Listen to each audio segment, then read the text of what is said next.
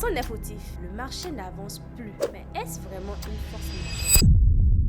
Dans un marché public, une minute peut tout changer. Bienvenue dans Minute Marché Public by Bass Consulting. Retard, surcoût, blocage, force majeure ou externalité. La confusion peut coûter très cher. Accordez-moi une minute pour vous expliquer la différence. La force majeure, c'est un événement qu'aucune des parties prenantes ne pouvait ni prévoir ni éviter. Dans un premier temps, elle rend l'exécution du marché impossible. Secondo, il n'y a aucun responsable, ni l'acheteur public, ni le titulaire. Par exemple, une catastrophe naturelle rendant impossible l'exécution des travaux. Une pandémie comme la COVID-19 qui stoppe totalement toute activité. Les conflits armés bloquant toute livraison. En conséquence, délai suspendu, pas de pénalité et marché adapté. Par contre, les externalités, ce sont les impacts de l'environnement et des tierces sur l'exécution des marchés. Dans ce cas de figure, l'exécution est impactée mais reste possible. On distingue cependant les externalités négatives dans la flambée des prix, les travaux d'un autre acteur public ralentissant